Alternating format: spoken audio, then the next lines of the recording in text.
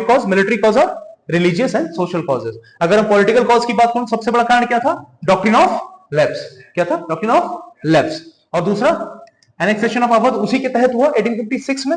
और फिर disrespect shown किया गया किसके लिए? प्रिंसेस और रूलर्स को लगा कि तो हमारे लिए बेइज्जती है कि हम अपने ही राज्य, अपने ही देश में रहकर अपने ही बच्चों को हम शासन नहीं दे सकते, चाहे वो बेटी हो या बेटा हो, तो उसका विद्रोह हुआ।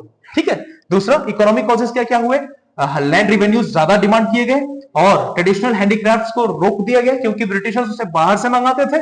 और सोल्जर्स ने ये फेस किया, ये प्रॉब्लम्स फेस की कि उनके पे को कट कर दिया गया है और उनके बेनिफिट्स को भी कम कर दिया गया है। किसको? भारतीय सोल्जर्स को। किसको? भारतीय सोल्जर्स को। दूसरा मिलिट्री कॉजेस क्या क्या थे? वही सेम चीज। इंडियन सिपाहीज ने क्या फेस किया? डिस्क्रिमिनेशन, भेदभाव, कि ब्रिटिश जो सोल्जर्स हैं उनको सैलरी ठीक मिल रही है, हमारी सैलरी, हमारे रैंक और प्रमोशन को कम कर दिया गया है या गिरा दिया गया है। दूसरा पोस्टेड इन डिस्टेंस एरियाज, जहां पे अलग अलग जगह पोस्ट किए गए थे वहां पर उन्हें भत्ता नहीं दिया जा रहा था। दूसरा रिलीजियस एंड सोशल कॉजेस में क्या क्या है? पहला क्रिश्चियनिटी है कि क्रिश्चियनिटी कन्वर्जन हो रहा था। दूसरा उन्हें ऐसा लगा कि हमारी जो प्रथाएं हैं इसमें बदलाव करके हमारी प्रथा को चोट पहुंचा रहे हैं, हमारा धर्म बदलना चाहते हैं। और जिसमें क्या था? सती प्रथा को उन्होंने बंद किया।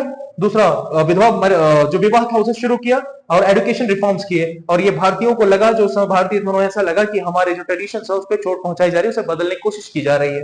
दूसरा जो इनफील्ड राइफल थी उसमें जो कार्ट्रिजेस यूज होते हैं, जो बुलेट यूज होते थे, उसमें गाय और सुअर की चर्बी लगे होने का अंदेशा था या लगाया जाता था, जिसकी वजह से धार्मिक आंदोलन शुरू हुए हिंदू मुस्लिम के बीच में और हिंदू मुस्लिम ने मिलकर के धार्मिक आंदोलन शुरू किया। तो ये चार मुख्य कारण थे किसके होने के?